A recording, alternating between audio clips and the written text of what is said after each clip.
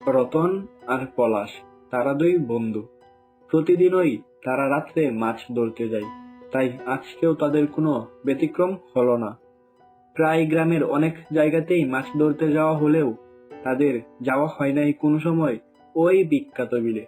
বিখ্যাত হওয়ার একমাত্র কারণ এই বিলে নাকি সব ভূতের আস্তানা। তাই রাতের বেলা তো বটেই, দিনের বেলাতেও কেউ ওই বিলে যেতে সাহস পায় না। ঠিক তখনই রতন বলে উঠল, আজকে বিলে যাব মাছ ধরতে, কোনোদিনই যাই নাই আমরা, তাই আজকে যাব।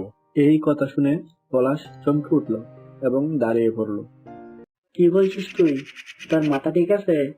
তুই জানিস না যে ওই বিলে ওরা থাকে? আরে, এইগুলা বলে কিছু হয় নাকি? আর তুই কি কোনোদিন নিজের চোখে দেখছস? না, তা তো দেখি নাই, কিন্তু গ্রামের অন্যান্য মানুষ তো দেখছে। আর পল্টু চাচাকে তো ওই বিলে ওরাই মারছে, তাই তো ওই না কেউ যায় না। শুন, ভূত জিন বলে যদি কিছু থেকেও থাকে, তাহলে আমাকে দেখার আগেই পালিয়ে যাবে। আর তুই এত ভীতু কেন? চল তুই আমার সাথে, আমি থাকতে কেউ কিচ্ছু করতে পারবো না তো। রতন সাহসী আর অনেকটাই একঘেয়েমি থাকার কারণেই পলাশের মত না থাকা সত্ত্বেও তারা বিলের দিকে রওনা হলো। কিছুক্ষণের মধ্যেই তারা সেই ভুতুরে বিলে পৌঁছালো। রতন, চল এইখান থেকে অন্য কোনো জায়গায় চলে যাই। আমার খুবই ভয় লাগতেছে এই জায়গাটা। কিসের ভয়? আমি এসব কিছু ভয় পাই না। আর আমি তো আছি, আমি থাকতে তোর কিছু হইব না। তুই নিশ্চিন্তে মাছ ধর, যা।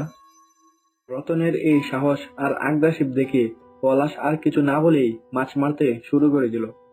চারিদিক নিস্তব্ধ অন্ধকার দেখে পলাশের মনে যেন ভয় আরো বেড়ে গেল। কিছুক্ষণের মধ্যেই তারা অনেক বড় বড় মাছ পেতে লাগলো। কিরে বিতু পলাশ, যদি ভূতের ভয়ে না আসতাম তাহলে কি এইভাবে মাছ পাইতাম? রতনের কথা শুনে পলাশ মুচকে একটা হাসি দিল। অনেক মাছ পাওয়ার কারণেই ভূতের ভয় পলাশের মন থেকেও চলে গেল। তাদের ব্যাগ ভরে যাওয়ায় তারা বাড়ির দিকে রওনা দিল। আমার কথা তো মানতে চাইছিলি না, না হয় এতগুলো মাছ কি কোনো সময় পাইতাম? পলাশ অনেক মাছ পাওয়াতে সে অনেক আনন্দিত। হুম, তুই ঠিকই বলছিস, আজকে অনেকগুলো করে মাছ পাইছি। হঠাৎ করেই রতনের ব্যাগ থেকে একটি মাছ লাফ দিয়ে তাদের সামনে পড়ল। তা দেখে রতন আর পলাশ ভয়ে দাঁড়িয়ে যায়। খিরে, এই মাছ ওইনে গেল কেমনে?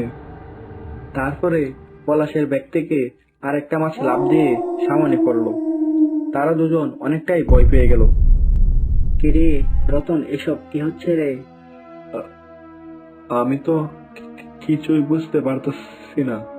তোরে আগেই বলছিলাম যে এই না আসতে, আমার কথা তুই শুনলি না?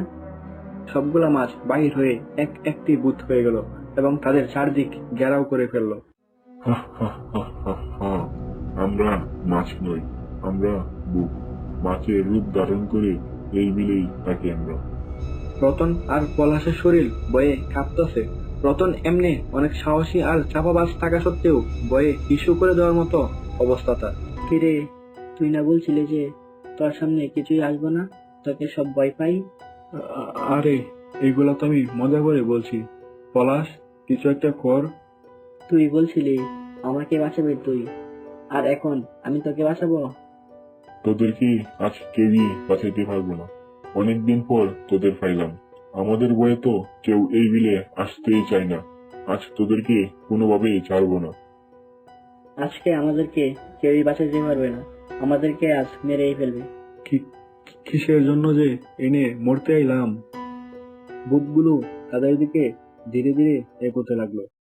রতন আর পলাশ যেন ভয়ে কোনো কিছু বলার সাহসই পাইতেছে না, কারণ নিশ্চিত মৃত্যু তাদের। এখন কে তাদের বাঁচাবে? এই জঙ্গলে আর কোনো মানুষও নাই, চারিদিক নিবিড় নিস্তব্ধ। ভূতগুলো যখনই কাছে আইসে পড়লো, তখনই পলাশ তার পকেট থেকে একটি লাইটার বাহির করে আগুন জ্বালিয়ে দিল। তাই আগুন দেখে ভূতগুলো দূরে সরে গেল। কাছে আসবে তো আগুন দিয়েই পুড়িয়ে ফেলবো।